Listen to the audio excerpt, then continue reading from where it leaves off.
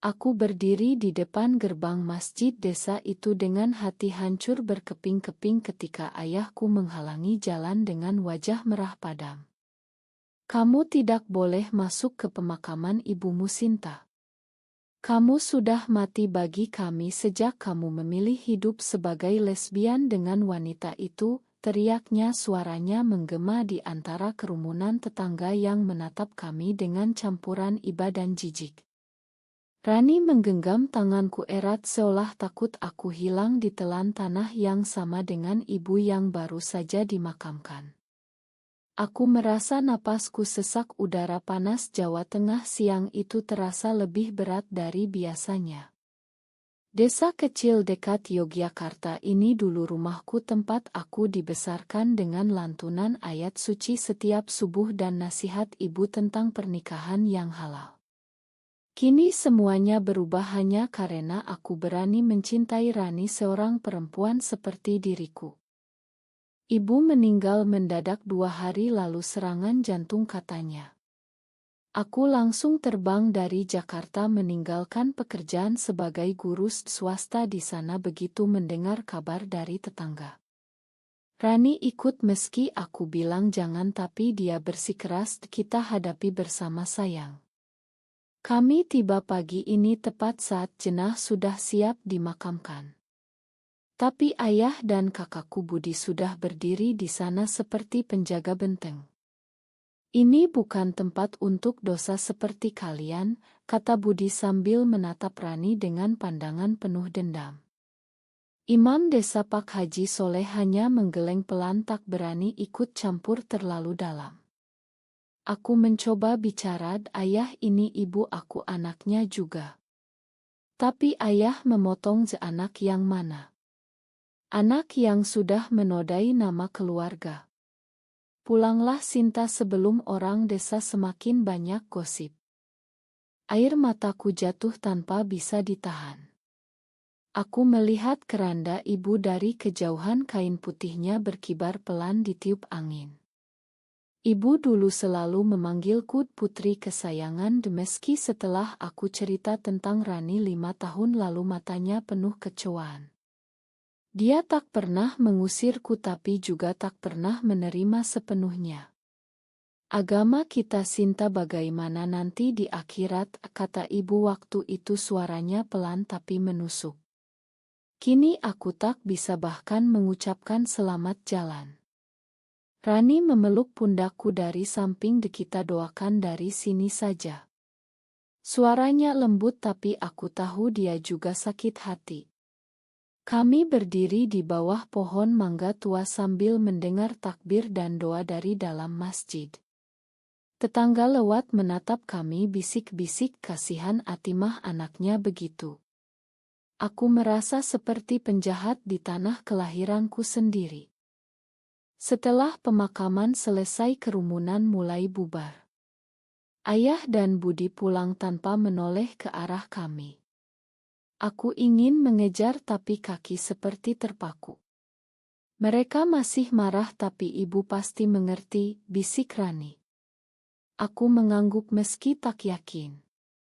Kami menginap di rumah kecil milik tante jauh di pinggir desa karena tak ada yang mau menerima kami di rumah utama. Malam itu aku tak bisa tidur. Bayangan wajah ibu terus muncul. Besok ada pembacaan wasiat di rumah pengacara desa. Mungkin itu kesempatan terakhir untuk mendengar suara ibu sekali lagi. Tapi apa yang akan terjadi kalau ayah melihat kami datang lagi? Aku memeluk Rani erat di kegelapan kamar kecil itu, berharap kekuatan yang entah dari mana. Di luar jangkrik bernyanyi seperti biasa tapi dalam hatiku badai semakin mendekat. Pagi harinya kami berangkat ke kantor pengacara Pak Hasan di pusat desa dengan motor pinjaman. Jantungku berdegup kencang sepanjang jalan. Rani duduk di belakang memeluk pinggangku, apapun yang terjadi kita hadapi ya. Rumah pengacara kecil tapi sudah penuh orang. Ayah Budi dan beberapa saudara jauh duduk di kursi depan. Begitu melihat kami masuk, wajah ayah langsung keras. "Kenapa kalian masih di sini?" tanyanya dingin. Pak Hasan yang sudah tua mengangkat tangan. "Semua yang disebut dalam wasiat harus hadir, Pak." "Duduklah." Suasana langsung tegang. Aku dan Rani duduk di pojok ruangan merasa seperti orang asing di tengah keluarga sendiri. Pak Hasan membuka amplop besar dengan hati-hati. "Ini wasiat terakhir Ibu Atimah, dibuat 3 bulan lalu di hadapan saksi." Ia mulai membaca dengan suara pelan tapi jelas. Bagian awal biasa saja tentang tanah sawah dan rumah kecil untuk ayah. Lalu datang kalimat yang membuat seluruh ruangan membeku. "Dan untuk kedua putriku Sinta dan Rani aku berikan hak penuh atas rumah warisan di pinggir sungai serta tabungan yang ada. Mereka adalah 2 putriku yang sah di mata Allah dan di hati Ibu." Pak Hasan mengulang nama itu lagi dengan penekanan, "2 putriku Sinta dan Rani." Ayah langsung berdiri, kursinya terjungkal. "Apa ini? Rani bukan putri Atimah. Ini pasti palsu." Budi ikut membentak. "Sinta sudah keluar dari keluarga sejak dia hidup haram." Aku tak bisa berkata-kata. Rani memegang tanganku dingin.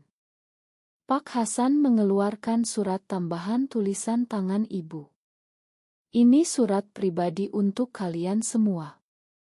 Ibu Atimah minta dibacakan." Ia membaca pelan. "Sinta sayang, ibu tahu ini sulit.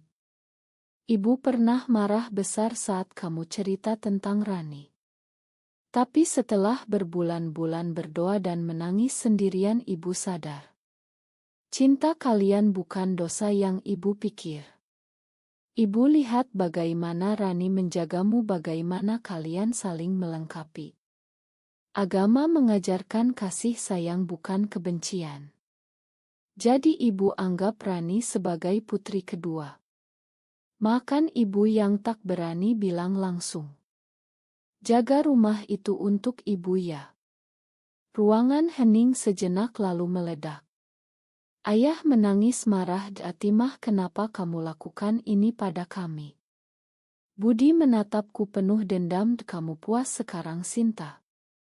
Kamu hancurkan keluarga ini."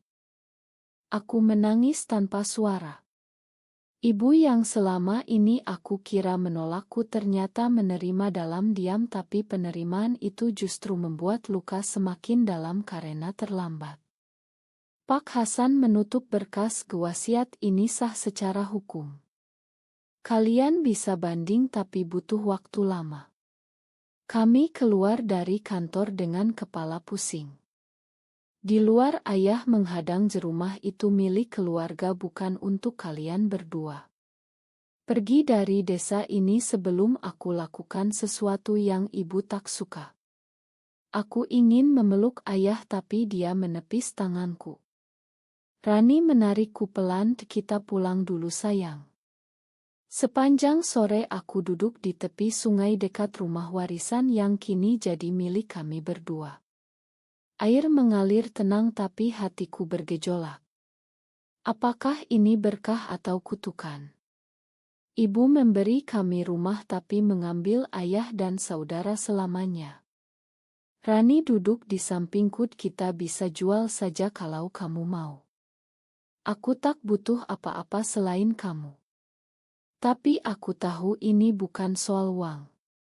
Ini soal ibu yang akhirnya bicara setelah mati." Malam itu berita wasiat menyebar cepat di desa. Tetangga datang bergantian, sebagian memberi selamat, sebagian lagi memandang kami seperti orang sakit. Bak Ati, saudara sepupu ibu, datang membawa makanan. "Ibu kalian perempuan hebat. Tapi ayahmu masih marah berat. Dia bilang akan ke pengadilan agama." Aku mengangguk lemah. Rani memasak di dapur rumah kecil warisan ibu yang kini terasa asing. Bau masakan rendang mengingatkanku pada ibu dulu yang selalu masak untukku. Aku masuk ke kamar tidur utama dan menemukan kotak kayu kecil di laci. Di dalamnya oto lama aku kecil bersama ibu dan oto Rani yang ibu ambil diam-diam saat kami berkunjung 2 tahun lalu. Di belakang oto tertulis putri keduaku. Air mataku jatuh lagi. Keesokan paginya Ustaz Desa Pak Haji Soleh datang berkunjung. Sinta nak aku dengar soal wasiat. Aku tak mau ikut campur urusan warisan tapi soal agama aku harus bicara. Kami duduk di teras. Rani menyajikan teh. Pak Haji menatap kami berdua dengan lembut tapi tegas. Al-Quran jelas tentang pernikahan laki-laki perempuan. Tapi ibumu Atimah sudah memutuskan di akhir hayatnya. Aku tak bisa bilang dia salah sepenuhnya karena Allah Maha Pengampun. Tapi masyarakat desa ini mereka tak akan terima mudah. Kalian harus siap kehilangan banyak hal. Aku bertanya lalu apa yang harus kulakukan Pak? Tinggalkan Rani demi keluarga. Pak Haji menggeleng lebukan itu. Tapi renungkanlah. Ibu kalian memberi kalian rumah bukan untuk memisahkan tapi untuk menyatukan dalam kasih. Jangan buat wasiatnya sia-sia dengan dendam. Kata-katanya menggantung di udara. Sore harinya Budi datang sendirian. Wajahnya lelah ayah sakit semalam.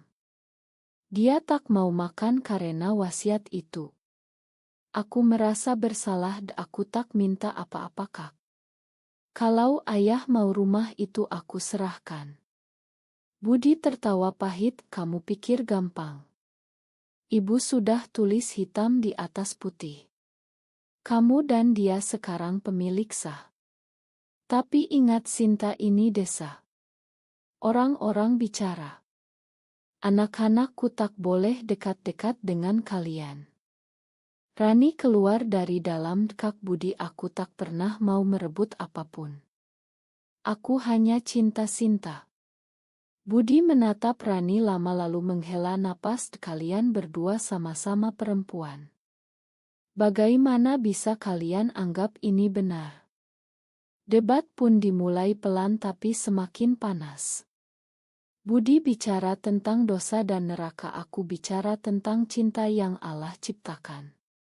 Tak ada yang menang malam itu Budi pulang dengan pintu dibanting pelan. Aku dan Rani duduk berpelukan di teras mendengar suaraan maghrib. Apakah kita salah sayang? Tanyaku pelan. Rani mencium keningku kita hanya mencoba hidup jujur. 2 minggu berlalu ketegangan semakin meningkat. Ayah mengajukan banding ke pengadilan agama desa sebelah. Berita itu sampai ke Jakarta teman-temanku di sekolah menelepon khawatir. Aku cuti panjang dari pekerjaan karena tak sanggup konsentrasi. Setiap malam mimpi buruk tentang ibu memanggil namaku tapi tak bisa kujangkau. Rani selalu ada di sampingku meski aku tahu dia juga lelah.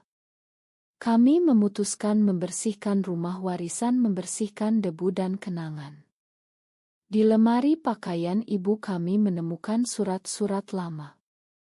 Salah satunya surat untukku yang tak pernah dikirim Jacinta ibu bangga padamu meski tak pernah bilang.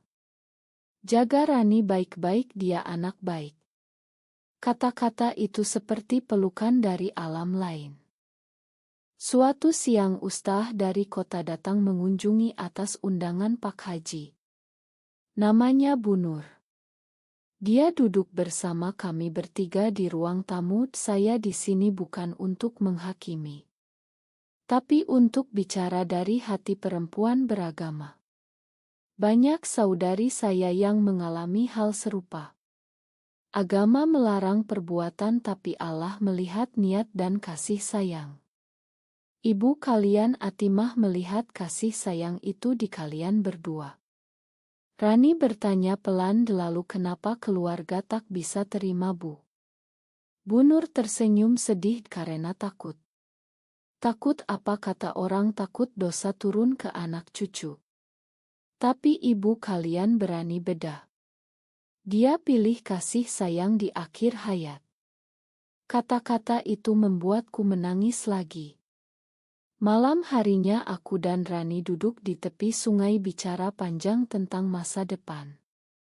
Kalau kita tinggal di sini orang desa akan terus gosip, kata Rani. Tapi kalau kita jual rumah ini ayah akan semakin benci, jawabku. Kami tak tahu harus kemana. Keesokan harinya kakak ipar Budi datang membawa anaknya yang kecil. Budi bilang jangan datang tapi aku ingin lihat sendiri, katanya. Anak kecil itu memelukku, Tante Sinta kapan main lagi? Hatiku hangat sekaligus sakit.